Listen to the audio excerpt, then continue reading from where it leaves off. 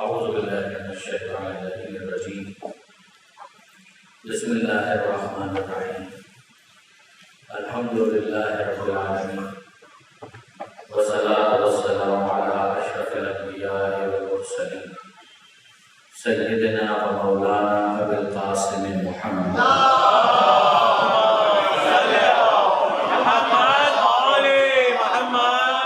وأهل بيت الطيبين الطاهرين المعصومين المظلومين المنتجبين المنتخبين الميامين لا سيما الإمام المنتظر والحجة الثانية الشرع واللعنة الدائمة الباقية على أعدائهم أجمعين من يوم ظلمهم إلى قيام يوم الدين. اللهم إنا نرغب إليك في دولة كريمة تعز بها الإسلام وأهله وتذل بها النفاق وأهله وتجعلنا فيها من الدعاة إلى طاعتك والغادة إلى سبيلك وترزقنا بها كرامة الدنيا والآخرة. رب اشرح لي صدري ويسر لي أمري واحلل عقدة من لساني يفقهوا قولي واجعلني خالصا لوجهك الكريم يا الله. صلوات على محمد.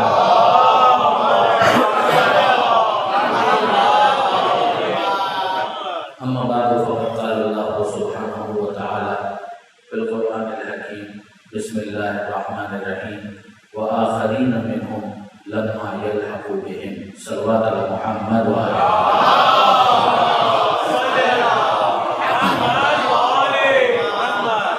برادران عزیز و خاران محترم، ذکر امام زمانہ عجل اللہ تعالی فرجہ الشریف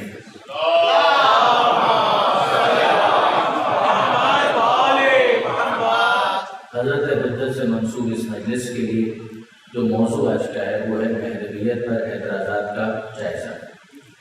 ظاہر ہے کہ بہت سارے اعتراضات اس حوالے سے کیے گئے اور یہ ہوموجینیس نہیں ہے، یعنی ایسا نہیں ہے کہ وہ ایک ہی انداز کے اعتراضات ہیں.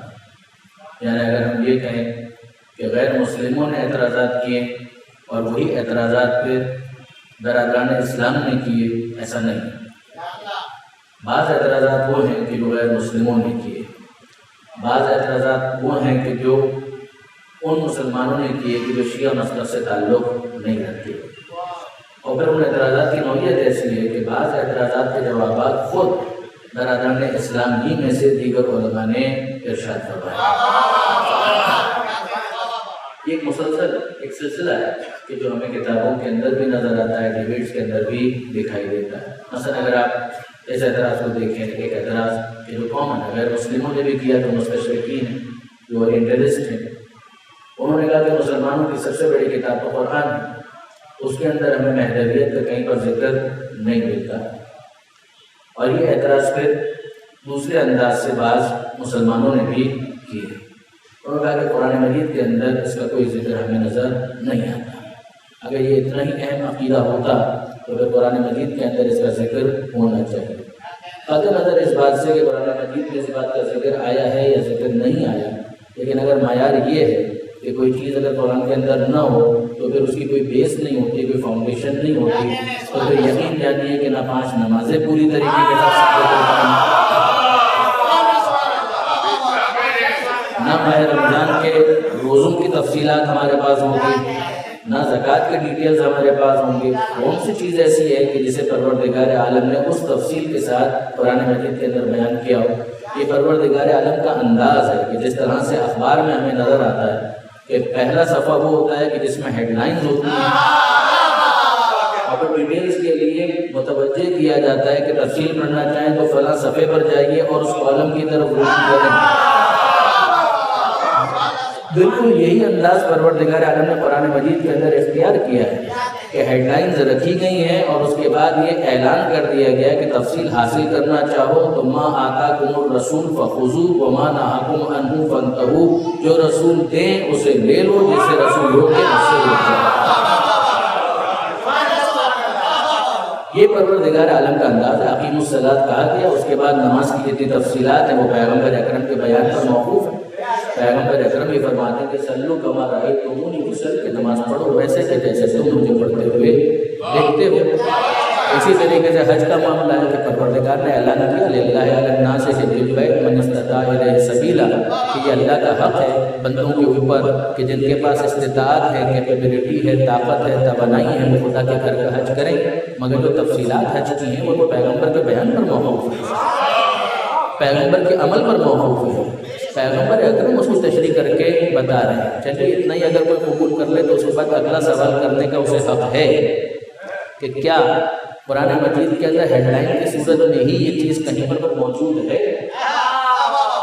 سرخی کے عنوان ہی سے پروردگار عالم نے کہیں پر اس بات کا اشارہ کیا ہے؟ تو برادران عزیز پھر میں آپ سے عرض کروں کہ شیعہ علماء نے جو کچھ لکھا وہ تو اپنی جگہ پر، برادران اہل سنت نے اس حوالے سے کتابیں لکھی اور اس بات کو اس بات کیا ہے کہ قرآن مجید کے اندر اشارے موجود ہیں جو پیغمبر اکرم کی اس حدیث کی طرف متوجہ کرتے ہیں کہ پیغمبر یہ فرماتے ہیں کہ وہ آخری زمانہ قیامت سے پہلے آئے گا اور قیامت اس وقت تک نہیں آئے گی جب تک پروردگار عالم میرے اہل بیت میں سے اسے نہ بھیج دے جس کا نام میرے نام پر ہوگا، جس کی کنیت میری کنیت ہوگی،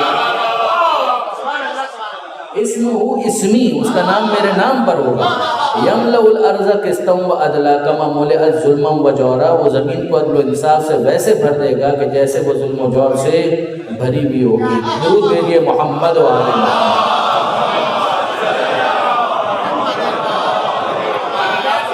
اصل میں یہ اعتراض جو برادران عزیز حضرت حجت کے حوالے سے کیا جا رہا ہے، اصل عقیدہ امامت کے حوالے سے بھی یہ اعتراض کیا گیا۔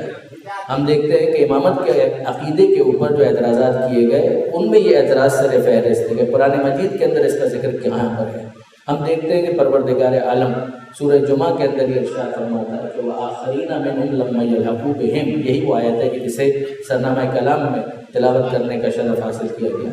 پروردگار عالم نے اپنے حبیب کا تعارف کرواتے ہوئے یہ ارشاد فرمایا کہ هو الذی، خدا وہ ہے کہ جس نے بعث فی الامیین، مبعوث کیا امیین میں، رسولا منہم، ایک ایسا رسول جو انہی میں سے، یتلو علیہم آیاتہ، جو ان کے درمیان کیا کام کرتا ہے۔ یہ وہ آیت ہے کہ جس کے اندر پیغمبر اکرم کے کاموں کو گنوایا گیا۔ قرآن مجید کی کئی ایسی آیتیں ہیں کہ جن میں کہیں پر بطور عمومی انبیاء کے وظائف کو سمجھایا گیا کہ انبیاء کو بھیجنے کی غرض و غایت کیا ہے۔ بعض آیتیں وہ ہیں کہ جن کے اندر پروردگار عالم نے ایکسکلوسیولی پیغمبر اکرم کا ذکر کیا، جیسے یہ آیت کہ جس میں ارشاد ہوتا ہے کہ رسول وہ ہے کہ جو امیین میں آیا اور اس کا کام یہ ہے کہ یتلو علیہم آیاتہ، کہ وہ ان کے درمیان آیتوں کی تلاوت کرے، وَيُزَكِّيهِمْ، ان کے نفسوں کو پاک کرے، وَيُعَلِّمُهُمُ الْكِتَابَ وَالْحِكْمَةَ، اور کتاب کی تعلیم دے اور حکمت کی تعلیم دے۔ اب آپ اور فرمائیے کہ یہ کتاب کی تعلیم دینا پیغمبر اکرم کے بیان پر موقوف ہے، جو بات میں نے ابتدا میں گزارش کی کہ آیتوں کو ہیڈ لائن کی صورت میں بیان کیا جائے گا اور پھر جو اہل ہوں گے ان کو تعلیم دے کر تفصیل بتائی جائے گی۔ وَيُعَلِّمُهُمُ الْكِتَابَ وَالْحِكْمَةَ، وہ انہیں کتاب کی تعلیم دیتا ہے، وہ انہیں حکمت کی تعلیم دیتا ہے، اور فقط انہی کے لیے اس کی یہ ذمہ داری ہے کہ جو اس زمانے کے اندر موجود ہیں؟ جواب جی نہیں۔ وَآخَرِينَ مِنْهُمْ لَمَّا يَلْحَقُوا بِهِمْ، اور وہ جو بعد میں آنے والے ہیں اور ابھی ملحق نہیں ہوئے، ابھی اس دنیا میں نہیں آئے، ان تک بھی پیغام پہنچانا اس رسول کی ذمہ داری ہے۔ یہ جو پروردگار عالم نے کہا کہ جو ابھی نہیں آئے ہیں ان تک پیغام پہنچانا بھی رسول کی ذمہ داری ہے، تو سوال تو ہے کہ ان تک یہ پیغام کیسے پہنچے گا؟ یہ پیغام جو پہنچانا ہے وہ رسول کی رسالت کی ذمہ داریوں کے اندر اس کو شمار کیا جا رہا ہے، تو دو میں سے ایک کام ہو سکتا ہے کہ یا تو پروردگار عالم پیغمبر اکرم کو اتنی طولانی زندگی دے اس لیے کہ قیامت تک اب کوئی رسول تو نہیں آنے والا۔ دو میں سے ایک آپشن ہے کہ یا تو وہ تمام کے تمام افراد جو اس امت کے اندر آنے والے ہیں ان سب کو اسی زمانے کے اندر پیدا کر دیا جائے، اور یا پھر پیغمبر اکرم کی زندگی اتنی طولانی ہو کہ اسے کھینچ کر قیامت کے ساتھ ملحق کر دیا جائے، اور اگر ایسا نہیں ہوتا تو پھر ہمیں ماننا پڑے گا کہ کوئی انتظام خود خدا کے ذمے ہے کہ جس کو فراہم کیا جائے تاکہ بعد میں آنے والوں تک پیغام پہنچایا جا سکے۔ وَآخَرِينَ مِنْهُمْ لَمَّا يَلْحَقُوا بِهِمْ، ورنہ وہ بعد میں آنے والے ان تک وہ پیغام اگر پہنچے گا تو کیسے پہنچے گا؟ اچھا آپ برادران عزیز ذرا غور فرمائیے کہ پروردگار عالم نے خود قرآن مجید کے اندر جہاں مختلف عہدوں کا تعارف کروایا ہے، اس حوالے سے علماء کرام نے واقعاً فساد و بلاغت کے دریا بہا دیے، بڑی محنت کی، افریزی کے ساتھ ان تمام آیتوں کی تشریح کی، ان کو مربوط کیا اور اس کے ذریعے سے نتیجے کی طرف متوجہ کیا۔ آپ ذرا غور فرمائیے کہ وہ سلسلہ جو جناب آدم علیہ السلام سے شروع ہو رہا ہے اور جو جناب ابراہیم علیہ السلام تک پہنچتا ہے، پروردگار عالم قرآن مجید میں اس کا ذکر کرتے ہوئے یہ ارشاد فرماتا ہے، اور کیا عجیب انداز ہے پروردگار عالم کا کہ پروردگار عالم یہ ارشاد فرماتا ہے کہ وَإِذِ ابْتَلَىٰ إِبْرَاهِيمَ رَبُّهُ بِكَلِمَاتٍ، کہ وہ وقت یاد کرو جب ابراہیم کا اس کے رب نے چند کلمات کے ذریعے سے امتحان لیا، فَأَتَمَّهُنَّ، اور ابراہیم نے اس کے اندر مکمل کامیابی حاصل کی، 100% کامیابی حاصل کی، یعنی ذرا سی بھی غلطی نہیں کی۔ پروردگار عالم نے اس موقع پر یہ اعلان کیا، انی جاعلک للناس اماما، اے ابراہیم ہم تمہیں تمام انسانوں کے لیے امام قرار دیتے ہیں۔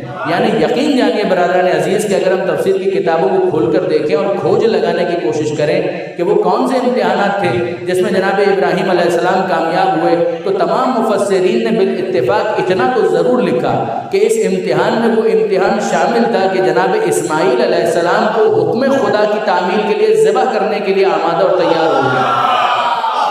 اب سوال سارا اتنا ہے کہ یہ جناب اسماعیل علیہ السلام کو اگر ذبح کرنے کے لیے آمادہ ہو گئے حکم خدا کی وجہ سے، تو اس کا مطلب اسماعیل تھے، جناب اسماعیل تھے، اس کا مطلب ابراہیم علیہ السلام ہجرت کر کے وہاں پر آ چکے تھے، حضرت اسماعیل علیہ السلام اور جناب ہاجرہ کو وہاں پر لا چکے تھے، خانہ کعبہ تعمیر ہو چکا تھا۔ یہ تمام تر واقعات جب ہوئے ہیں تو اس سے پہلے نمرود کے ساتھ ہونے والا معرکہ طے پا چکا تھا۔ نمرود کے ساتھ جو معرکہ حضرت ابراہیم علیہ السلام نے جس کے اندر کامیابی حاصل کی، نمرود حضرت ابراہیم علیہ السلام کو آگ کے اندر پھینکنے کے لیے تیار ہوا، پروردگار عالم نے معجزہ دکھلایا۔ سوال تو صرف اتنا ہے کہ یہ سب کچھ جو حضرت ابراہیم علیہ السلام کر رہے تھے، اس اسماعیل علیہ السلام کے ذبح کرنے کے واقعے سے پہلے تو کیا پہلے نبی تھے یا نہیں تھے؟ یقیناً ابراہیم علیہ السلام اس سے پہلے نبوت کی منزل پر تھے، رسالت کی منزل پر تھے۔ یہ چھٹے امام، امام جعفر صادق علیہ السلام،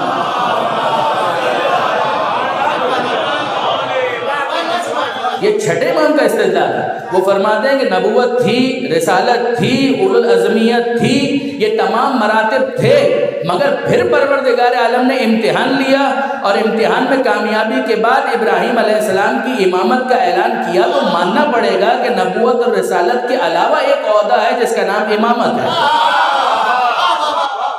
یہ عہدہ امامت ایکسکلوسیولی ایک الگ عہدہ ہے، ورنہ تو پروردگار کو کہنا چاہیے تھا کہ ہم تو ان کو پہلے سے ہی امام بنا چکے تھے۔ پروردگار نے یہ نہیں کہا، اعلان یہ ہے کہ انی جاعلک للناس اماما، اے ابراہیم ہم تم کو انسانوں کے لیے امام قرار دیتے ہیں۔ اب اس کے بعد سلسلہ آگے بڑھتا ہے، آپ کے حافظے کے اندر، ذہنوں کے اندر یہ آیت موجود ہے کہ اس کے بعد جناب ابراہیم علیہ السلام نے کہا وَمِن ذُرِّيَّتِي، کہ اے پروردگار کیا یہ عہدہ میری ذریت کے اندر، میری نسل میں بھی جائے گا؟ اور پروردگار عالم نے جواب دیا کہ لا ینال عہد الظالمین، ہاں یا نہ کہنے کے بجائے خدا نے معیار بیان کیا کہ لا ینال عہد الظالمین، میرا یہ عہدہ ظالمین کے پاس نہیں جائے گا۔ یعنی ابراہیم کی نسل میں وہ جو عدالت کی صفت سے متصف ہے اس تک یہ امامت کا عہدہ جائے گا، جو کسی بھی نوعیت کا ظالم ہو اس تک یہ عہدہ نہیں جائے گا۔ اچھا برادران عزیز، واقعاً غور طلب بات ہے، واقعاً غور طلب بات ہے کہ ظلم کا مطلب کیا ہے۔ یعنی ایک تو یہ ہے کہ ہم کہیں گے مثلاً صدام بہت بڑا ظالم تھا، ہم یہ کہیں کہ مثلاً یزید بہت بڑا ظالم تھا، تو اس تک عہدہ امامت نہیں جائے گا، وہ ذریت میں کہاں ہے؟ نہیں، ذریت کے اندر بھی ابو لہب مثلاً آ جائے تو اس تک بھی یہ عہدہ نہیں جائے گا، یہ بھی سمجھ میں آ گیا؟ نہیں۔ حضرت آیت اللہ علامہ سید علی نقوی صاحب کا بڑا حسین استدلال ہے، اور آپ میں وہ افراد موجود ہیں کہ جنہوں نے یہ استدلال خود ان سے سنا ہوگا۔ کیا خوبصورت استدلال ہے۔ وہ فرماتے ہیں کہ ظلم کی جو منیمم ڈیفینیشن ہے، اگر آپ ڈکشنری کے الفاظ میرے ہیں مطلب ان کا کہ اگر آپ ظلم کی ڈیفینیشن کو ٹریس کریں تو ہمیں ملتا ہے کہ کسی چیز کو اس کے مقام سے ہٹا دینا یہ ظلم ہے، اور کسی چیز کو اس کے مقام پر رکھ دینا یہ عدل ہے۔ آپ ذرا غور فرمائیے کہ جب پروردگار عالم اتنا سخت معیار طے کر رہا ہے کہ کسی بھی نوعیت کا ظلم اگر آ جائے تو عہدہ امامت نہیں جائے گا، کیا مطلب ہوا؟ کیا مطلب ہوا؟ دیکھیے برادران عزیز، ہر ظلم گناہ نہیں ہوتا، ہر ظلم گناہ نہیں ہوتا۔ کسی چیز کو اس کے مقام پر رکھ دینا عدل ہے، کسی چیز کو اس کے مقام سے ہٹا دینا یہ ظلم ہے۔ مثلا اگر میں آپ کی خدمت میں ایک بالکل آپ سے بہت قریب ہو کر اور منتظمین سے بہت قریب ہو کر ایک مثال عرض کروں، یہ پانی کا گلاس یہاں پر پڑا ہوا ہے، یقین کیجئے کوئی گناہ نہیں ہے مگر مجھے ظلم محسوس ہو رہا ہے۔ جیسے کہ دوران تقریر بار بار یہ احساس ہو رہا ہے ابھی پاؤں میں لگ جائے، ابھی پاؤں میں لگ جائے، ابھی پاؤں میں لگ جائے۔ اگر آپ اجازت دیں تو اسے میں ہٹا دوں، یہ ہٹ بھی گیا اور کسی اور جگہ پر چلا گیا تو ہو سکتا ہے کہ اب ہم کہیں کہ شاید عدل ہو گیا۔ پہلے ظلم تھا، اب عدل ہو گیا، مگر جو پہلے یہاں پر یہ گلاس پڑا ہوا تھا تو کیا یہ گناہ تھا؟ اگر کوئی چیز نامناسب ہے تو اس کو بھی ڈکشنری اور لغت کے اعتبار سے ظلم سے تعبیر کیا جائے گا۔ یعنی میں عرض یہ کرنا چاہ رہا ہوں کہ پروردگار عالم نے ظلم کو جہاں وسعت کے ساتھ بیان کیا تو قصہ جناب آدم علیہ السلام کے اندر ہمیں یہ لفظ نظر آیا کہ پروردگار فرماتا ہے لا تقربا هذه الشجرہ فتکون من الظالمین، اے آدم خبردار اس درخت کے قریب مت جانا ورنہ ظالموں میں سے ہو جاؤ گے۔ وہاں لفظ ظلم کو سمجھنے میں اشتباہ ہوا، بہت سو نے کہا کہ یہاں پر ظلم سے مراد ہے گناہ، لیکن اگر آپ غور کریں مفسرین میں جو امامیہ مسلک سے تعلق رکھتے ہیں وہ ایک اصطلاح استعمال کرتے ہیں کہ ظلم ہے مگر گناہ نہیں ہے، ترک اولا ہے۔ ظلم ہے مگر گناہ نہیں ہے، ترک اولا ہے، یعنی ایک نامناسب چیز جو شایان شان نہیں تھی وہ ہو گئی، اگر نہ ہوتی تو بہت مناسب تھا۔ آپ غور فرمائیے حسنات الابرار سیئات المقربین، عام طور پر ترک اولا کو سمجھانے کے لیے یہ فریز استعمال کیا جاتا ہے کہ بہت ساری چیزیں ایسی ہوتی ہیں حسنات الابرار، مقربین کے لیے وہ چیز برائی مانی جاتی ہے جو ابرار کے لیے نیکی تصور کی جاتی ہے۔ کیا مطلب ہو گیا؟ آپ دیکھیے برادران عزیز، ایک مثال ہے، اب میں اپنے نوجوان دوستوں کے لیے گزارش کر رہا ہوں۔ مثال یہ ہے کہ اگر آپ کے پاس، آپ ٹیچر ہیں، کلاس کے اندر آپ کے پاس اسٹوڈنٹس ہیں اور ایک کلاس 3 کے اندر آپ ہیں، آپ کے پاس ایک اسٹوڈنٹ جو ہے وہ ایک تحریر لے کر آیا کہ سر یہ میں نے لکھا ہے، آپ نے اس کو دیے 10 میں سے 8، اور بالکل ویسے ہی تحریر کلاس 9 کا اسٹوڈنٹ لے کر آیا تو آپ نے دیے 10 میں سے 3، اس کو آپ نے دیے 10 میں سے 8، بالکل ویسی ہی تحریر کلاس 9 کا اسٹوڈنٹ لے کر آیا تو آپ نے کہا 10 میں سے 3۔ وہ باہر گیا بریک میں اور اس نے دیکھا کہ دوسری کلاس کا اسٹوڈنٹ ہے اور اس کے پاس بھی ایک پرچہ ہے اور اس کے اوپر بھی ایک تحریر ہے اور ویسی ہی تحریر ہے کہ جیسی اس کی ہے، مگر اس کو دیے ہیں 8 اور مجھے دیے ہیں 3۔ آ کر اس نے اعتراض کیا تو استاد نے سمجھایا کہ معاملہ یہ نہیں ہے کہ تحریر یکساں ہے، معاملہ یہ ہے کہ وہ کلاس 3 کا ہے، تم کلاس 9 کے ہو، تم سے توقع اس سے زیادہ کی ہے۔ بات صحیح اور غلط کی نہیں ہے، جملے ٹھیک لکھے ہیں، مگر خط جب تحریر کا دیکھا جائے گا تو اس وقت یہ بھی دیکھا جائے گا کہ بیک گراؤنڈ کے اندر شخصیت کون ہے، پرسنالٹی کون ہے۔ عین ممکن ہے کہ ایک عام شخص کے حق میں اسے ترک اولا بھی نہ مانا جائے، مگر قاعدہ کلیہ کے تحت اگر آدم مورد موضوع ہے، مورد بحث ہیں، تو پھر ان کے کیس کے اندر اس کو ترک اولا سے تعبیر کیا جائے گا۔ درود بھیجیے محمد و آل محمد۔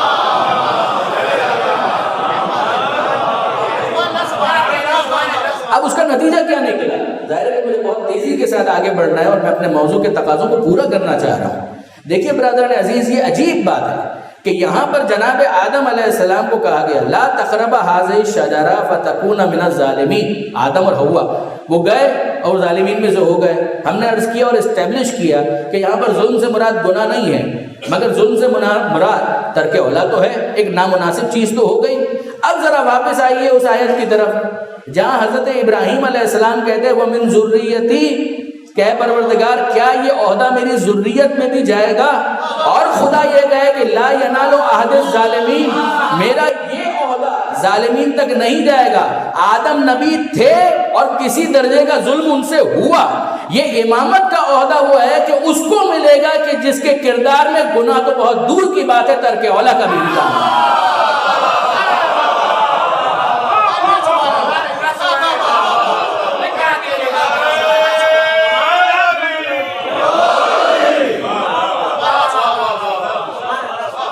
گناہ بہت دور کی بات ہے، ترک اولا کا بھی امکان نہیں ہے۔ یعنی آپ ذرا غور فرمائیں، اتنا سخت معیار۔ اب ہمیں اتنا سمجھ میں آیا کہ حضرت ابراہیم علیہ السلام نبی ہونے کے بعد، رسول ہونے کے بعد، اولو العزم ہونے کے بعد امام قرار پائے، اور دوسری طرف پروردگار عالم نے سورہ عنکبوت، یہ سورہ بقرہ کی آیت ہے، سورہ عنکبوت کی آیت ہے 29واں سورہ، اور اس میں پروردگار عالم نے یہ بھی ارشاد فرمایا کہ جعلنا فی ووہبنا لہ اسحاق و یعقوب، ہم نے ابراہیم کو عطا کیے، بیٹے عطا کیے، اسحاق جیسا بیٹا، یعقوب جیسے بیٹے ہم نے ان کو عطا کیے۔ جعلنا فی ذریتہ النبوۃ والکتابہ، اور ہم نے ابراہیم کی ذریت، ابراہیم کی نسل میں نبوت کو بھی رکھ دیا اور کتاب کو بھی رکھ دیا۔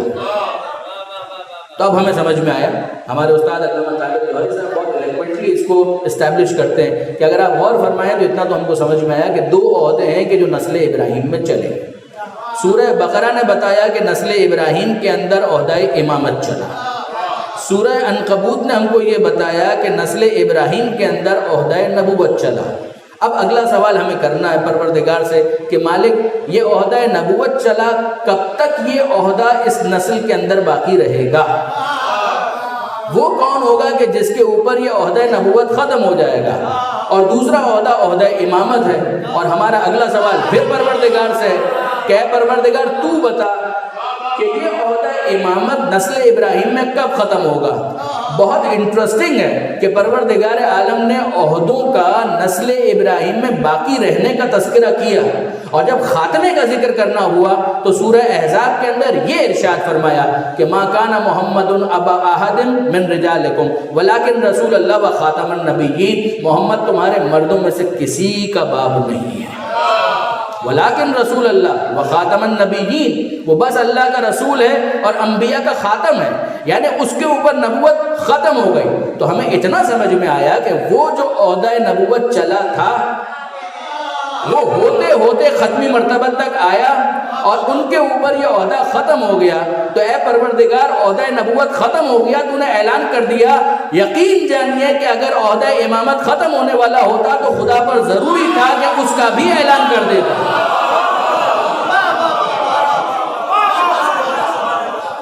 اس کا اعلان نہ کرنا یہ اس بات کی دلیل ہے کہ قرآن مجید سے ختم نبوت ثابت ہے، ختم امامت ثابت نہیں ہے۔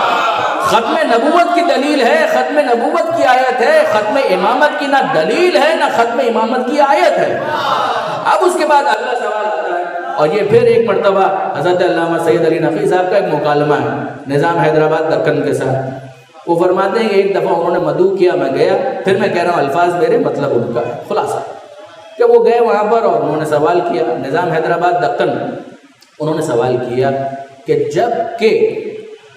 جب کہ پیغمبر اکرم کے بعد ایک شخصیت ایسی ہے کہ جس کے اندر صلاحیت بھی موجود ہے، پوٹینشل بھی موجود ہے، تو پھر خدا نے نبوت کو کیوں ختم کر دیا؟ یا تو کوئی اہل نہ ہوتا، لیکن جبکہ ایک شخصیت ایسی موجود ہے، وہ مولا کے حوالے سے کہہ رہے تھے کہ جب مولا کی شخصیت موجود ہے، اہلیت بھی ہے، تو پھر اس کے بعد پروردگار عالم نے اس عہدہ نبوت کو کیوں ختم کر دیا؟ علامہ فرماتے ہیں کہ میں ان کا یہ سوال سن رہا تھا، اور انصاف کی بات یہ ہے کہ اس سے پہلے میں نے بھی اس رخ سے کبھی غور نہیں کیا تھا۔ وہ بار بار اصرار کر رہے تھے کہ جبکہ ایک شخصیت ایسی موجود ہے، جبکہ ایک شخصیت ایسی موجود ہے، جبکہ ایک شخصیت ایسی موجود ہے، تو وہ فرمانے لگے کہ جتنا زور سے وہ اصرار کر رہے تھے اتنا ہی مجھے موقع مل رہا تھا کہ میں غور کروں۔ تو میں غور کرتا رہا، اور اس موقع پر میرا ذہن ایک خاص رخ کی طرف گیا، اور انہوں نے اس کو شیئر کیا، اور کمال کی یہ بات ہے۔ وہ فرماتے ہیں کہ ہر عہدہ اس لیے ختم نہیں کیا جاتا کہ کوئی اس کا اہل موجود نہ ہو۔ عہدے کے ختم کرنے کی یہی وجہ نہیں ہے کہ چونکہ کوئی اہل موجود نہیں ہے لہٰذا عہدے کو ختم کر دیا جائے۔ مثلا اگر کوئی چیز اس بات کا تقاضا کرتی ہے کہ ایک عہدہ کریٹ کیا جائے، تو جب تک وہ تقاضا موجود ہے تب تک وہ عہدہ باقی رہے گا۔ اگر وہ تقاضا ختم ہو جائے تو وہ عہدہ بھی ختم ہو جائے گا۔ یعنی میں عرض یہ کرنا چاہ رہا ہوں کہ اگر آپ غور کریں، سیلاب آیا تو بہت سارے ادارے ایکٹیو ہو گئے، اگر کوئی جگہ ایسی ہو کہ جہاں پہ سیلاب ہی نہ آتا ہو تو کیا وہاں پر بھی وہ ادارے ہوں گے؟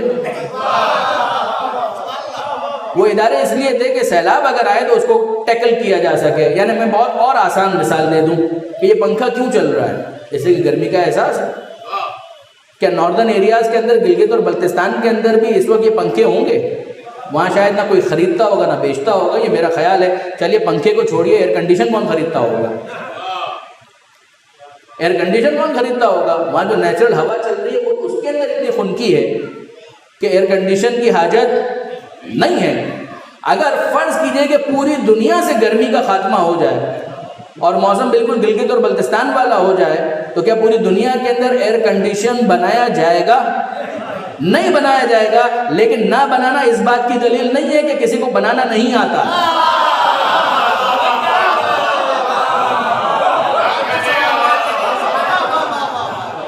جب تک ضرورت ہے تب تک بنایا جائے گا، ضرورت ختم تو اس کے ساتھ ہی اس کو ختم کر دیا جائے گا. اب وہ فرماتے ہیں کہ نبی کا مطلب کیا ہے؟ جس کے پاس نبوت ہو. نبوت کا مطلب کیا ہے؟ پیغام پہنچانے کی ذمہ داری. جس کو پیغام دیا جائے وہ نبی، جو پیغام پہنچائے وہ رسول. تو جب تک ایک بھی خبر باقی ہے عہدہ نبوت کی ضرورت ہے. جب تک ایک بھی پیغام باقی ہے عہدہ رسالت کی ضرورت ہے. جب خبریں ختم ہو گئیں تو عہدہ نبوت کی ضرورت نہیں ہے، چاہے کوئی اہل موجود ہو. جب پیغام ختم ہو گئے تو اس کے بعد عہدہ رسالت کی ضرورت نہیں ہے، چاہے کوئی اہل موجود ہو. مگر امام کس کو کہتے ہیں؟ امام کہتے ہیں راہ دکھانے والے کو. جب تک چلنے والے موجود ہیں، راستہ موجود ہے، راستہ دکھانے والا ہونا ضروری ہے.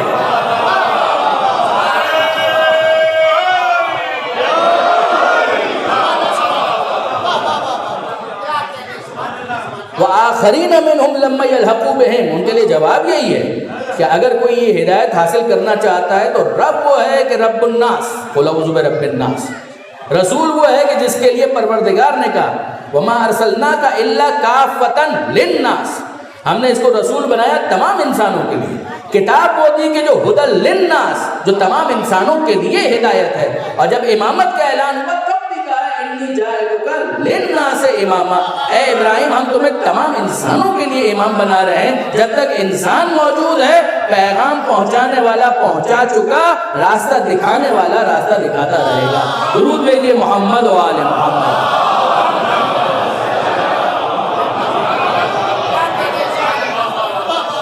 تفصیل اپنے مقام پر برادران عزیز، لیکن یقین جانیے کہ اپنی جگہ پر یہ چیز بہت اہم ہے اس بات کو جاننا کہ اگر کوئی یہ کہے 11 اماموں نے کام اتنا کر دیا، جس چیز کو پروٹیکٹ کرنا تھا پروٹیکٹ کیا گیا. چھٹے امام کی شہادت کا دن اب مکمل ہوا. چھٹے امام کی زندگی اس ہیریٹیج کو پریزرو کرنے میں گزری ہے. پانچویں امام کی زندگی اس ہیریٹیج کی حفاظت میں گزری ہے.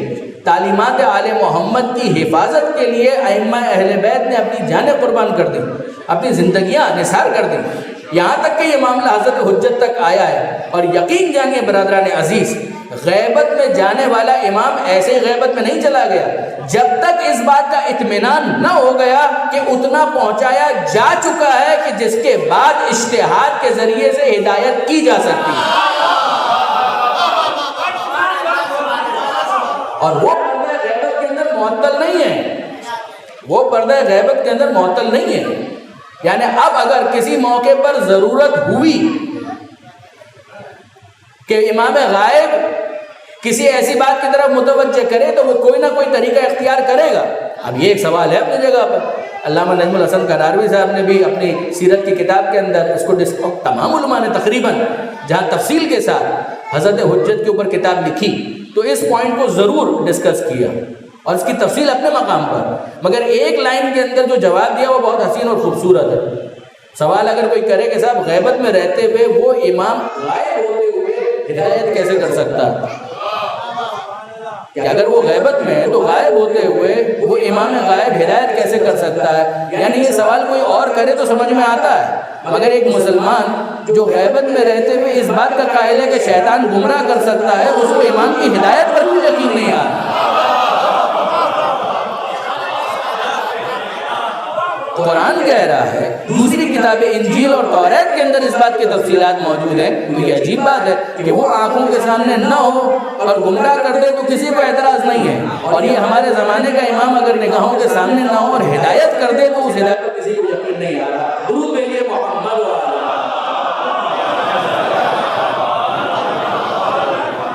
اب برادران عزیز, ہم سٹیپ بائی سٹیپ تھوڑا اور آگے بڑھیں. میں نے عرض کیا کہ ہیڈ لائنز قرآن کے اندر اور پھر تفصیلات جو ہیں وہ حدیث کی کتابوں کے اندر پیغمبر اکرم نے بیان کیا اور بالکل بیان کیا.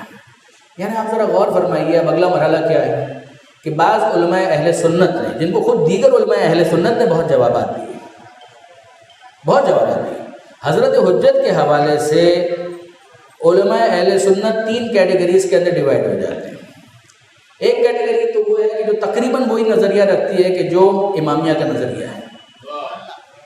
یعنی یہ میں آپ کی خدمت میں عرض کروں کہ بعض علماء اہل سنت کے لیے ایک اصطلاح وضع کی گئی سنی اثنا عشری.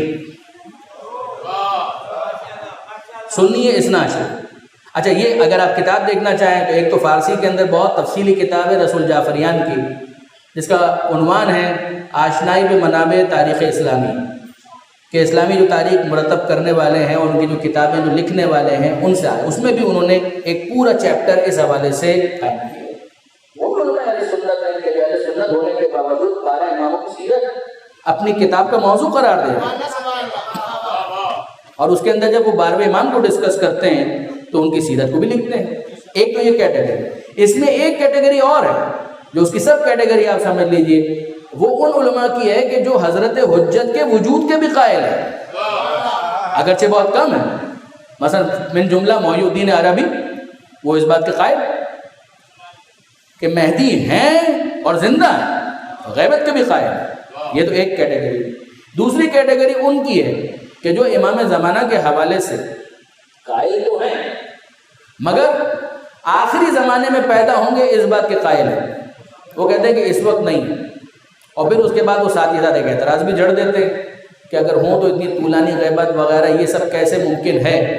یعنی اگر برادران عزیز اس موقع پر میرے نوجوان دوست توجہ کریں کہ اگر ہم ان علماء کرام کی خدمت میں ہاتھ جوڑ کر بہت احترام کے ساتھ ایک سوال کریں کہ وہ جو آخری زمانے کے اندر پیدا ہوں گے تو کیا پیدا ہوتے ہی اپنے مہدی ہونے کا اعلان کر دیں گے؟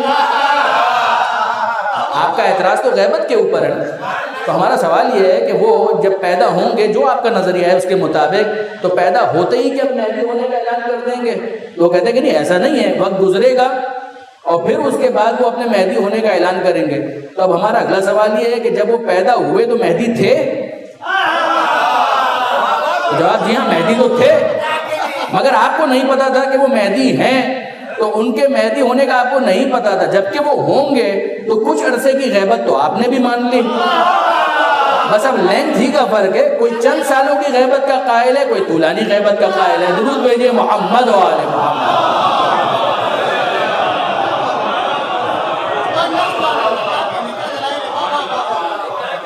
اب آپ نے غور فرمائیے, یہ دوسری کیٹیگری ہے. اور پھر اس کے بعد تیسری کیٹیگری ان علماء کی ہے کہ جنہوں نے بہت ہی, یعنی اگر میں اہل زبان نہیں ہوں لہٰذا مجھے تو بہت زیادہ فریڈم, ممبر کے تقاضوں کے اگر مطابق نہیں ہے تو مجھے تو 100 خون معاف ہے اردو کے. ویسے ہی امام زمانہ کے حوالے سے انہوں نے بڑی بے شرمی اور بے حیائی کے ساتھ ایک جملہ یہ کہا اور لکھا بھی. بعض نے لکھا مثلا ابن خلدون, بعض ابن حزم, اور اسی طریقے سے مثلا موجودہ زمانے کی بھی بعض اسکالرز ہیں کہ جن کا میں نام نہیں لینا چاہتا, مگر انہوں نے کہا بے شرمی اور بے حیائی کے ساتھ.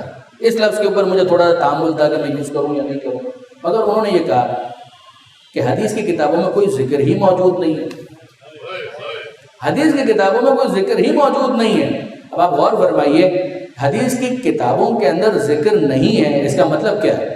یعنی وہ ایک بات کا دعویٰ کر رہے ہیں کہ ہم نے کتاب حدیث کی جتنی کتابیں ان کو پڑھ لیا, اور پھر ہم نے دیکھا کہ اس کے اندر ذکر موجود نہیں ہے. تو سنن ابی داؤد بھی آپ نے پڑھی, آپ نے سنن ابن ماجہ بھی پڑھی, ترمذی کا بھی مطالعہ کیا, اور اگر آپ نے ان سب کا مطالعہ کرنے کے بعد بھی نہ لفظ مہدی کو وہاں پایا نہ پیغمبر اکرم کی بشارت کو پایا, تو یقین جانیے کہ یہ خود غیبت کے اوپر ایک دلیل ہے کہ حدیث موجود ہے اور آپ کو نظر نہیں آ رہی.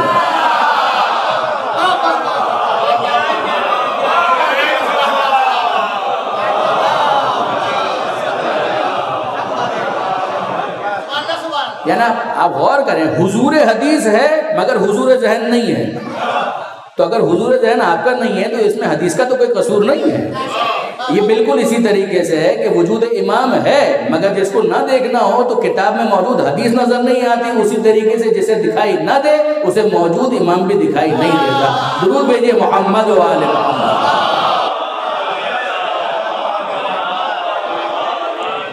حال یہ ہے کہ بخاری کے اندر بھی نام موجود نہیں ہے. لفظ مہدی آپ کو نہیں ملے گا. مسلم کے اندر لفظ مہدی آپ کو نہیں ملے گا. مگر امام بخاری نے مہدی تو بہت دور کی بات ہے، علی کا کتنا ذکر کیا ہے. امام بخاری نے علی کا کتنا ذکر کیا ہے. اور میں پھر عرض کروں آپ کی خدمت میں کہ اگر ہو سکے میرے نوجوان دوست، بلکہ آج کل تو واٹس ایپ کا زمانہ ہے، لیکن انٹرنیٹ ایج کے اندر بھی ایڈوانسمنٹ جو ہو رہی ہے، واٹس ایپ کے جو کلپس چلتے ہیں، تو برادران اہل سنت کے بہت ہی اہم عالم مولانا بخاری رضوی، وہ رضوی ظاہر امام احمد رضا کی نسبت سے کہلاتے ہوں گے، یہ میرا خیال ہے. 8ویں امام سے اگرچہ ان کو محبت ہے مگر رضوی کہلانے کی وجہ بظاہر وہ ہے. تو انہوں نے اپنی ایک اسپیچ دی جو یوٹیوب کے اوپر موجود بھی ہے. یہ وہ چیز ہے جو کتابوں میں تو پہلے سے موجود ہے، مگر خوشی ہوتی ہے کہ بعض معتدل مزاج علماء کرام جو شیعہ نہ بھی ہوں مگر اتنی ان کے اندر جرأت ہوتی ہے کہ حقیقت کا اظہار کرتے ہیں اور احقاق الحق کرتے ہیں. انہوں نے یہ جملہ کہا، امام بخاری کو بھی ڈسکس کیا، اور اس کے اندر انہوں نے یہ کہا کہ یہ کتنی حیرت کی بات ہے. ابھی ضمناً ایک بات آ گئی تو میں عرض کر رہا ہوں کہ فتاوی عزیزیہ کے اندر شاہ عبدالعزیز محدث دہلوی جب تقابل کرتے ہیں، شاہ عبدالعزیز محدث دہلوی وہی صاحب تحفہ اثنا عشریہ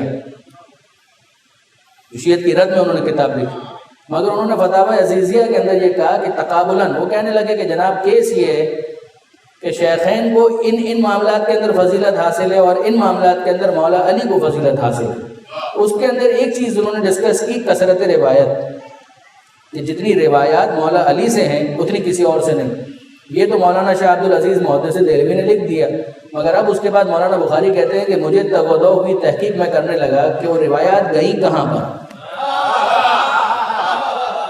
جو اتنی کثرت روایت، جب آپ کہہ رہے ہیں گئیں کہاں پر روایت، وہ روایتیں کہاں چلی گئی. یعنی بخاری کے اندر ہم دیکھیں تو ہمیں گنتی کی نظر آتی ہے، مسلم کے اندر ہمیں تلاش کرنا پڑتا ہے تو بہت زیادہ دوربین لگا کر، خوردبین لگا کر تب کہیں جا کر نظر آتا ہے کہ علی نے یہ کہا. مولا سے کتنی روایتیں، 50 بھی نہیں ہیں، اراؤنڈ 20-25، شاید اس سے بھی کچھ کم.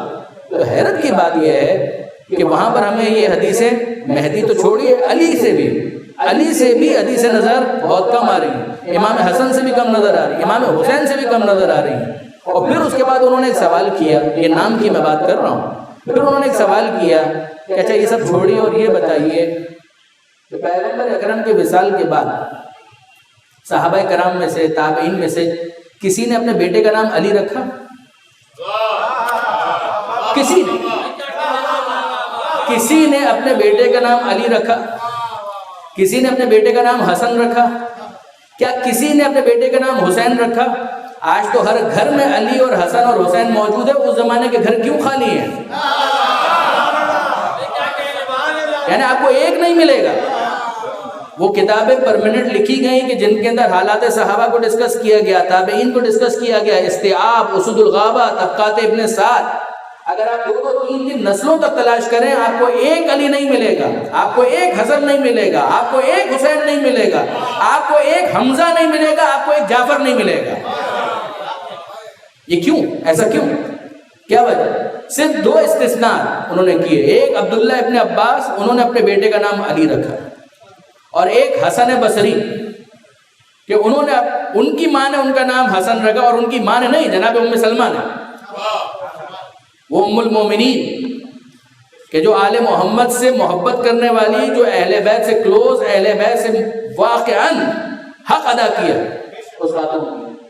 اب آپ اور فرمائیے، یہ جناب ام سلمہ ان کی کنیز تھی، حسن بصری کی ماں.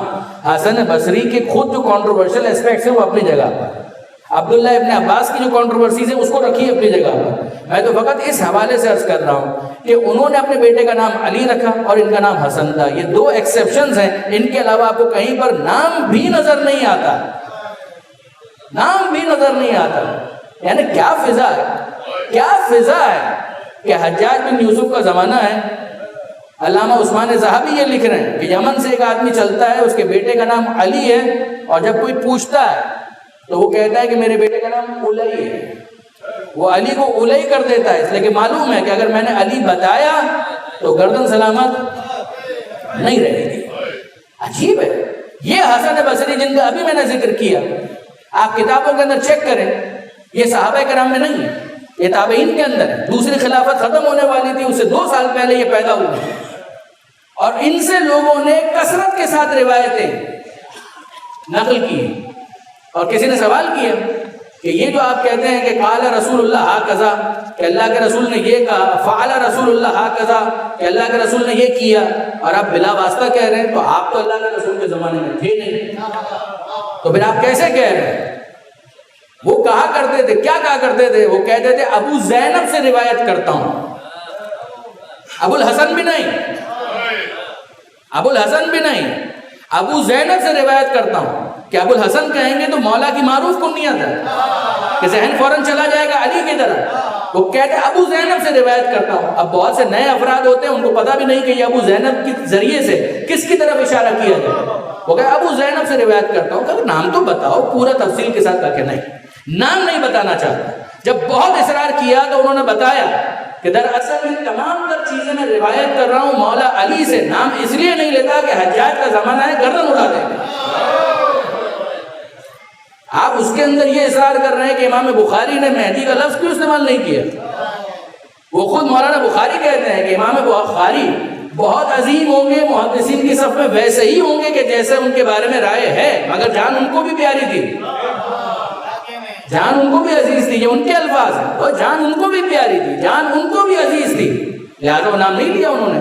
عجیب بات یہ برادران عزیز، غور فرمائیے، امام بخاری، امام مسلم، صاحب سنن ابی داؤد، ابن ماجہ، ترمذی، یہ تمام افراد وہ ہیں، ان میں سے بعض امام تقی جواد کے زمانے کے ہیں، بعض امام علی النقی کے زمانے کے ہیں، بعض امام حسن عسکری کے زمانے کے ہیں، بعض غیبت صغرا کے اندر، مثلا سنن ابی داؤد کے مؤلف 275 ہجری 275 260 کے اندر غیبت صغرا کا آغاز ہو چکا ہے، یہ 275 ہجری والے ہیں۔ اب سوال سارا یہ ہے کہ یہ جو مہدی کا ذکر کر رہے ہیں تو کیا شیعوں کی محبت میں کر رہے ہیں؟ امام تقی جواد کے زمانے میں جو ہے، جو امام علی النقی کے زمانے میں ہے، اور 12 اماموں کے بارے میں روایت کر رہے ہیں کہ پیغمبر نے کہا کہ میرے بعد 12 خلفاء ہوں گے، تو شیعوں کے اگر 12 ہوں گے تو ہوں گے، اور جب ہوں گے تب ہوں گے، مگر ان کو کیا ضرورت ہے کہ یہ اپنی کتابوں میں لکھیں؟ خدا کی قسم، جس طریقے سے انجیل اور زبور میں آخری نبی کا ذکر محفوظ کر کے حجت قائم کر دی، اسی طرح سے یہ منصوبہ پروردگار تھا کہ دوسروں کی کتابوں کے اندر 12 اماموں کا ذکر بھی آ گیا اور مہدی کا نام بھی آ گیا۔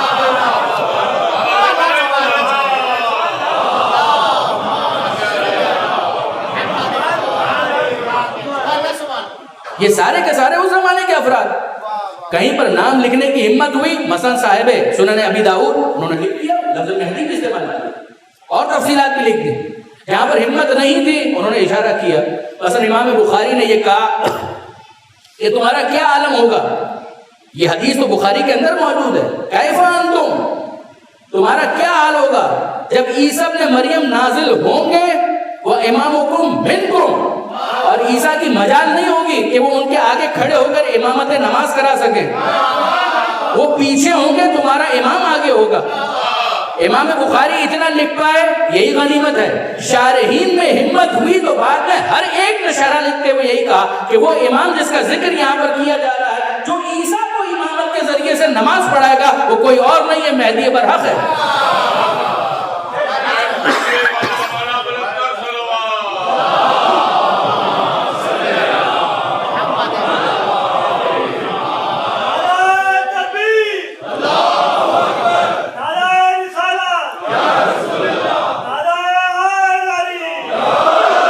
تمہارا امام تمہیں میں سے ہوگا۔ عیسیٰ اپنی تمام تر عظمت کے باوجود آگے نہیں بڑھ سکیں گے، وہ پیچھے ہوں گے، تمہارا امام نماز پڑھائے گا۔ اور یہیں سے ہمارے علماء نے ایک استدلال قائم کیا کہ یہ کتنی عجیب بات ہے کہ عیسیٰ جو کسی زمانے میں نبی تھے، ان کی ہمت نہیں ہے کہ 12ویں کو نماز پڑھا سکے۔ جب عیسیٰ جیسی شخصیت 12ویں کو نماز نہیں پڑھا سکتی تو کیا واقعاً کوئی خالی امتی علی کو نماز پڑھا سکتا ہے؟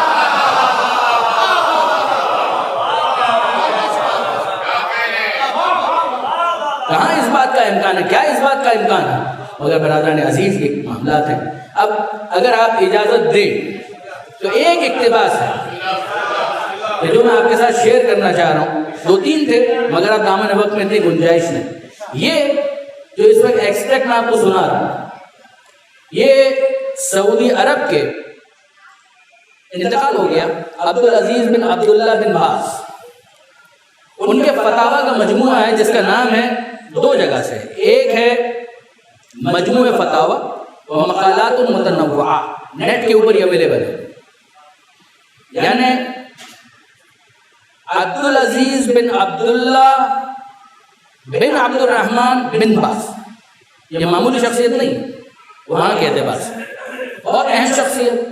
ان کے مفتی اعظم، ان کی اس کتاب کے اندر جو ان کے فتاویٰ کا مجموعہ ہے اس کے اندر ایک عنوان ہے تعلیق علی محاضرہ، یعنی ایک ڈسکشن ہوا، ایک اسپیچ ہوئی حضرت حجت کے بارے میں، اور اس کے اوپر ان کا حاشیہ ہے، ان کا ایک فٹ نوٹ ہے، یعنی جو انہوں نے بیان کیا اور بعد میں اس کو چھاپا گیا. عقیدۃ اہل السنہ والاثر فی المہدی المنتظر، مہدی منتظر کے بارے میں اہل سنت کا عقیدہ، اور اہل سنت کا وہ ورژن جو وہابیت کا ورژن ہے. ایک تو بریلوی کا ورژن ہے، بریلویت کا ہم کہتے ہیں ماڈریٹ ورژن ہے، اور ایک یہ ورژن ہے جو ایکسٹریم ورژن ہے. مگر ذرا آپ اس کے اندر دیکھیے گا، اس کے اندر جب ان کی باری آئی تو انہوں نے پہلے شکریہ ادا کیا ان صاحب کا کہ جنہوں نے اپنے نظریات بیان کیے، اس کو فلی انڈورس کیا، اور یقین جانیے کہ وہ اسپیچ بھی پڑھنے والی ہے. تفسیر نمونہ کے اندر اگر آپ چاہیں تو وہاں کی لجنہ یعنی کمیٹی کا جو استفتاء خاص کیا گیا تھا، کسی نے کینیا سے کیا تھا، اور پھر اس کے بعد جو انہوں نے اس کا جواب دیا اس کو پورا انہوں نے وہاں پر کاپی کیا ہے. هو الذی ارسل رسولہ بالہدی والی آیت کے ذیل میں سورہ برات، وہاں پر تفسیر نمونہ کے اندر آپ کو ملے گا. میں تو یہاں پر صرف بن باز کی جو عبارت ہے اس کا ایک حصہ وہ آپ کے ساتھ شیئر کرنا چاہتا ہوں. فرماتے ہیں بن باز، ان الحق والصواب، حق اور حقیقت یہ وما ابلغ فضیلتہ فی هذه المحاضرہ، کہ جو ابھی تقریر کے اندر ہمارے دوست فاضل دوست نے کہا حق وہی ہے. کما بینہ اہل العلم، جیسے کہ صاحبان علم نے اس حوالے سے بہت سی وضاحتیں کی ہیں.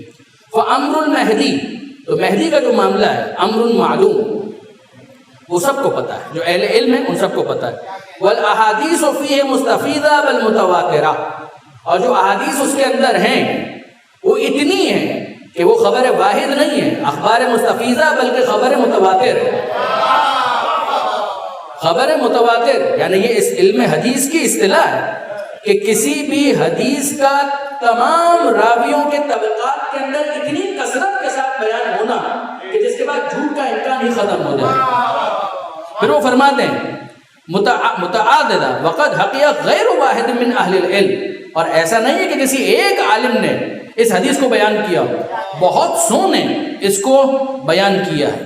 پھر اس کے بعد آگے جا کر تھوڑا سا وہ فرماتے ہیں فاحادیث المہدی من ھذا الباب متواترہ، مہدی سے متعلقہ حدیث متواتر ہیں، تواتر کے ساتھ آئی ہیں. تواتراً معنویاً، تواتر معنوی، ایک تواتر لفظی ہوتا ہے، ایک تواتر معنوی. پھر آگے جا کر فرماتے ہیں وَأَنَّهُ حَقٌ، تھوڑا سا آگے جا کر کہ یہ حق ہے. وَأَنَّهُ سَيُخْرَجْ فِي آخِرِ الزَّمَانِ، اور آخری زمانے کے اندر ان کو ظاہر کیا جائے گا. پھر فرماتے ہیں اما من شذ عن اہل العلم فی هذا الباب فلا يلتفت الى كلامه فی ذلك، چند اہل علم ہیں کہ جنہوں نے اس حوالے سے شک اور شبہ کا اظہار کیا ہے، جس کی کوئی حیثیت نہیں ہے، جس کا کوئی اعتبار نہیں. اور پھر اس کے بعد ایک دوسری کتاب ہے ان کی فتاوی نور علی الدار، وہ بھی عبدالعزیز بن عبداللہ بن باز، اور اس کے اندر ایک سوال ہے. اس سوال کی ہیڈنگ جو انہوں نے قائم کی وہ ہے انکار الدجال و نزول عیسیٰ علیہ السلام، دجال کا انکار، نزول عیسیٰ کا انکار علیہ السلام. سوال یہ یوجد لدینا رجل، کہ ہمارے پاس ایک صاحب ہیں ینکر المسیح الدجال والمہدی ونزول عیسیٰ علیہ السلام، جو مہدی کا بھی انکار کرتے ہیں، دجال کا بھی انکار کرتے ہیں، عیسیٰ کے نازل ہونے کا بھی انکار کرتے ہیں. وَيَأْجُوجُ وَمَأْجُوجُ، یاجوج اور ماجوج بھی آخری زمانے کی نشانیاں، ان سب کا انکار کرتے ہیں. وَلَا يَعْتَقِدُ بِشَيْءٍ مِّنْهَا، اور ان میں سے کسی ایک چیز کا بھی یقین عقیدہ نہیں رکھتے. وَيَدَّعِي عَدَمَ صِحَّةِ مَا وَرَدَ فِي ذَلِكَ مِنْ أَحَادِيث, اور کہتے ہیں اس حوالے سے جو حدیثیں آئی ہیں it's of no use, no value, no weightage, کوئی قیمت, کوئی حیثیت اس کی نہیں ہے.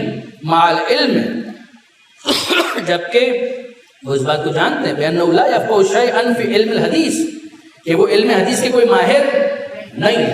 یہ یاد رکھیے گا برادران عزیز, ابن خلدون مورخ ہسٹورین, انہوں نے جب انکار کیا تو برادران اہل سنت کے علماء نے کتابیں لکھی ابن خلدون کے خلاف, اور یہ جملہ اس کے اندر لکھا کہ ابن خلدون مورخ ہے, تاریخ کے آدمی ہے, ہسٹری کے آدمی ہے, ہسٹری پر کام کریں, حدیث ان کا سبجیکٹ نہیں ہے, لہذا یہاں پر ٹانگ اڑانے کی کوشش نہ کریں.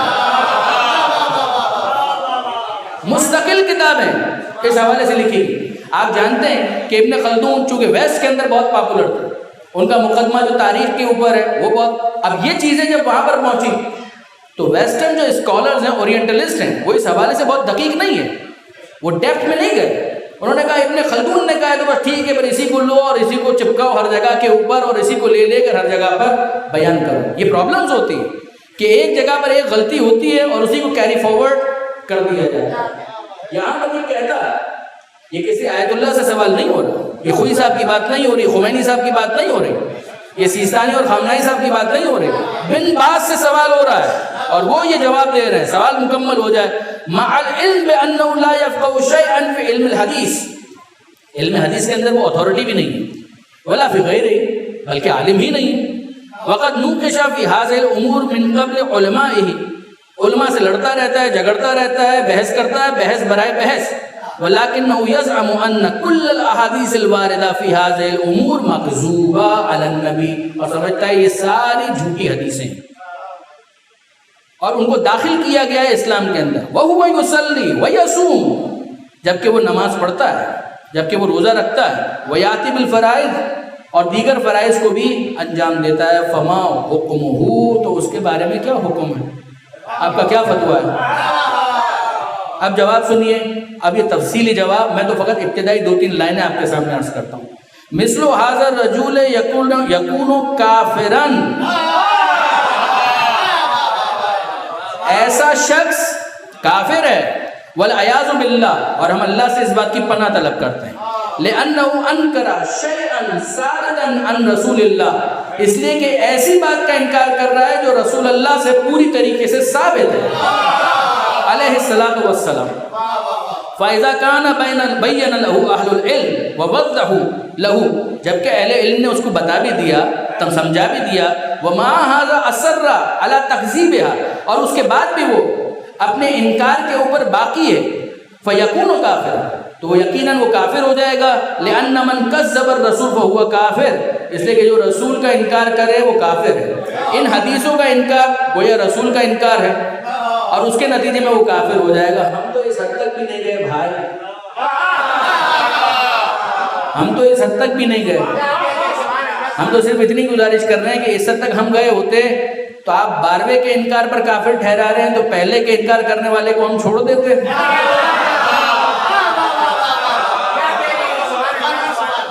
ہم تو اس حد تک بھی نہیں گئے, ہم تو اس حد تک قطعاً نہیں گئے.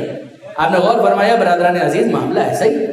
یہ ایک وسعت ہے کہ جو مسئلہ کے تشیع کے اندر ہے. ہمارے علماء نے یہ کہا اور بالکل صحیح کہا. یعنی اب میں اپنے نوجوان دوستوں کو خاص چاہتا ہوں کہ وہ ان باتوں کی طرف توجہ کریں کہ آپ ذرا غور کیجئے کہ یہ لاجیکل ہے کہ پیغمبر اکرم آخری خلیفہ کا ذکر کر رہے ہیں اور کوئی نہیں پوچھ رہا کہ آپ کے فوراً بعد کون ہوگا.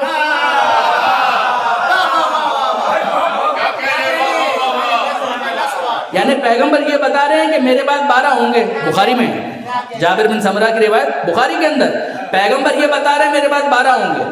پیغمبر یہ بھی بتا رہے ہیں کہ 12واں ہوگا, اس کا نام میرے نام پر ہوگا, اس کا چہرہ ایسا ہوگا. اے اللہ کے رسول, وہ آخری کے بارے میں جب آپ اتنی تفصیل بتا رہے ہیں تو پہلے کے بارے میں تو زیادہ تفصیل کی ضرورت ہے تاکہ فوراً بعد جو امیڈیٹ گمراہی کا امکان ہے وہ ختم ہو جائے. پیغمبر حق ہے کہ وہ جواب دیں کہ آخری والا تمہاری نگاہوں کے سامنے نہیں ہے, لہذا حلیہ بتا رہا ہوں. جو پہلا ہے اس کا حلیہ نہیں بتا رہا, ہاتھوں پر بلند کر کے کہہ رہا ہوں.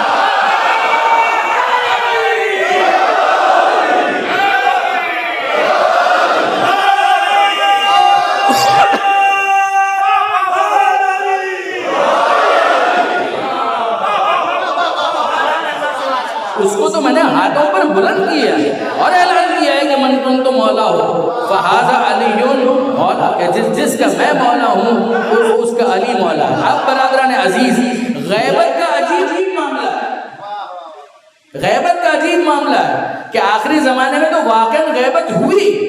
جن کو نظر نہیں آتا انہیں کتاب کے اندر وہ آیتیں سمجھ میں نہیں آتی، قرآن کے اندر کہ جو اشارہ کر رہی ہیں وہ آیتیں پردہ غیبت میں چلی جاتی ہیں۔ جن کو حدیث کی کتابیں کھولنے کے باوجود لفظ مہدی نظر نہیں آتا، ان کے لیے وہ حدیثیں غیبت میں چلی جاتی ہیں۔ اور جو زیادہ ہی اس حوالے سے حساس ہوتے ہیں وہ دن کی روشنی میں ہاتھوں پر بلند علی کو بھی نہیں دیکھتے، ان کے لیے علی بھی پردہ غیبت میں چلے جاتے ہیں۔ بس برادران عزیز، میں نے آپ کو زحمت دی، ظاہر ہے یہ موضوع بہت زیادہ وسعت چاہتا ہے، بہت زیادہ تفصیل کا طالب ہے، اور اس حوالے سے کتابیں لکھی گئی۔ علماء کرام نے واقعا محنت کی۔ جدید جو ہمارے عمر نجف کے دوست ہیں وہ بھی اس حوالے سے مسلسل محنت کر رہے ہیں، اور جو نئی کتابیں آ رہی ہیں مجھے ان سے بہت زیادہ امید ہے۔ اپنے ایک طالب علم کی حیثیت سے میں بات یہ کہہ رہا ہوں کہ جو ہمارے نئے دوست جو کتابیں لکھ رہی ہیں، خاص طور پر اتفاق سے میں صاحب کو جانتا بھی نہیں، ان سے ملاقات بھی میری نہیں ہوئی، مگر میں اپنی لائبریری ہی کے اندر تلاش کر رہا تھا کہ حضرت حجت سے متعلق کون سی نئی کتابیں آئی ہیں، تو ان میں یہ کتاب واقعاً بہت امپریسو ہے۔ اس کا نام ہے غیبت امام عصر، قرآن و سنت کی روشنی اور شیعہ و سنی تناظر میں، سید بہادر علی زیدی صاحب کی یہ کتاب ہے۔ یقین نہیں ہے کہ میری ان سے ملاقات بھی کبھی نہیں ہوئی، مگر یہ کتاب ایسی ہے کہ جس کے لیے میں یقیناً یہ چاہوں گا کہ میرے نوجوان دوست اگر ہو سکیں اور غیبت کے حوالے سے اگر وہ ایک تحقیق پڑھنے کا حوصلہ رکھتے ہیں، خاص طور پہ جو یونیورسٹی گوئنگ اسٹوڈنٹس ہیں کہ جو اس حوالے سے ایک سینسٹیوٹی رکھتے ہیں کہ وہ کہتے ہیں کہ نہیں، ہم ایک پیور تحقیق پڑھنا چاہتے ہیں، اور وہ کہیں کہ ہمیں کوئی کتاب ریفر کریں، یہ کتاب میں یقیناً ان کو ریکمینڈ کروں گا کہ اس کتاب کا وہ مطالعہ کریں۔ کتابیں بہت سی ہیں مگر ایک کتاب اس حوالے سے یہ ہے جو جدید طرز پر لکھی گئی ہے۔ بس برادران عزیز، مصائب کے چند جملے بیان کر کے میں اس کو مکمل کروں۔ آج کا دن جو مکمل ہوا وہ ایک روایت کے مطابق ہمارے چھٹے امام کی شہادت کا ہے۔ ممکن ہے کل حضرت علامہ رضی جعفر صاحب نے بھی اس حوالے سے کچھ بیان کیا ہوگا، یقیناً کیا ہوگا، مگر میں بھی ایک جملہ چھٹے امام کا بیان کروں اور اس کے بعد مسائل کو بیان کر کے گفتگو کو مکمل کروں۔ کیا عجیب بات ہے، منصور دوانقی کا زمانہ، چھٹے امام کو زہر دیا گیا اور چھٹے امام صاحب فراش ہوئے، اور پھر اس کے بعد زہر کے اثر سے تڑپتے رہے، اور نہ جانے کتنا تڑپنے کے بعد چھٹے امام اس دنیا سے رخصت ہوئے۔ اب برادران عزیز، ہم تلاش کریں، ہمیں یقین تلاش ہونی چاہیے۔ اگر ہم کسی سے تعزیت کے لیے جاتے ہیں کسی کے پاس، ہم پوچھتے ہیں کہ آخر وقت میں انہوں نے کچھ کہا تو ان کی وصیت تھی۔ اگر ہم سوال کریں چھٹے امام کی زوجہ سے، ثانوی امام سے کہ کیا چھٹے امام کی کوئی وصیت تھی، باتیں تو کی ہوں گی، تو وہ فرماتے ہیں کہ ہاں ایک وصیت چھٹے امام نے کی۔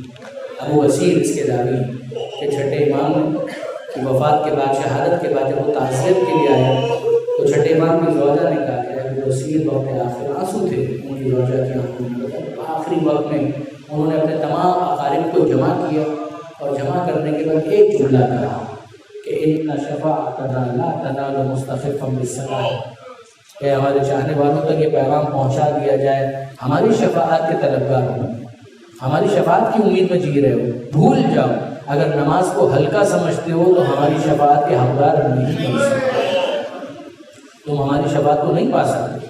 اگر صبح کے وقت تمہیں بستروں پر کروٹ لینا اچھا لگتا ہے، مصلے پر آنا گوارا نہیں ہے، تو پھر تمہارا ہم سے کیا تعلق ہے؟ پھر اس کے بعد تم ہماری شفاعت کے کیسے امیدوار ہو؟ بس برادران عزیز، میں یہ دیکھتا ہوں ایک طالب علم کی حیثیت سے کہ آل محمد کے گھرانے کے اندر آخری وصیتوں میں بار بار نماز کا ذکر ضرور آتا ہے۔ پیغمبر اکرم کی وصیتوں میں جو مولا کو کی گئی، ان کے اندر جو وصیتیں ہیں ان میں ایک واقع الصلاۃ وإنها قرۃ عین، اے علی نماز کو قائم رکھنا اس لیے کہ یہ میری آنکھوں کی ٹھنڈک ہے۔ ماہ رمضان میں بھی آپ نے مولا کی وصیت سنی ہوگی کہ ضرورت لگنے کے بعد جب امیر المومنین کو لایا گیا ہے تو گھر کے اندر امیر المومنین نے وصیت کی اور بہت کچھ کہا ہے، اس میں کہا اللہ اللہ فی الصلاۃ، نماز کے بارے میں اللہ سے ڈرتے رہنا، نماز کے بارے میں اللہ سے ڈرتے رہنا، فإنها عمود دینکم، اس لیے کہ وہ تمہارے دین کا ستون ہے۔ وہ پیغمبر کی وصیت، یہ مولا کی وصیت، اس سے پہلے چھٹے امام کی وصیت، اور پھر حسین کی زندگی میں حسین جو وصیت کے لیے آئے ہیں، جناب زینب سے رخصت ہوئے ہیں، تو جناب زینب سے کہتے ہیں اے بہن زینب مجھے نماز نماز شب میں فراموش مت کرنا، مجھے نماز شب میں فراموش مت کرنا۔ جب عام دوستوں سے عام انسانوں سے وصیت کی جائے گی نماز بندگانہ کی بات ہوگی، مگر جناب زین اے بہن زین میں جانتا ہوں کہ نماز شب کا تم سے کیا تعلق ہے، مجھے نماز شب میں فراموش نہ کرنا۔ اور اب آپ ذرا خود حسین مظلوم کی شہادت کو دیکھیے، حسین ہی کے بابا ہے علی مرتضیٰ، اور حالت سجدہ ہی میں ضربت لگی ہے، علی کے داڑھی کو سر کے خون سے خضاب کیا گیا حالت سجدہ۔ علامہ نقل صاحب کا جملہ ہے فرماتے کہ مگر اتنا تو ہے کہ علی کو سجدے سے سر اٹھانے کا موقع مل گیا، حسین نے تو بس سجدے میں سر رکھ دیا، پھر حسین نے سر نہیں اٹھایا، وہ ظالم کا خنجر چلا ہے، اور کچھ دیر کے بعد یہ صدائیں گونجنے لگی، الا قد قتل الحسین بکربلا، الا قد ذبح الحسین بکربلا، اور زینب کبریٰ آ کر بیدار کرتے، اے بیٹا سید سجاد ذرا دیکھو یہ ماجرا کیا ہے۔ در خیمہ کو پردہ خیمہ کو ہٹا کر سید سجاد دیکھتے ہیں تو نہ دائیں نہ بائیں نہ زمین پر آسمان کی طرف رخ کرتے ہیں اور کہتے ہیں السلام علیکہ یا ابا عبداللہ۔ جناب زینب کہتی ہے بیٹا سجاد ذرا دیکھ میرا ماں جائے تو زمین کربلا پر ہوگا، آسمان پر کس کو دیکھ رہا ہے؟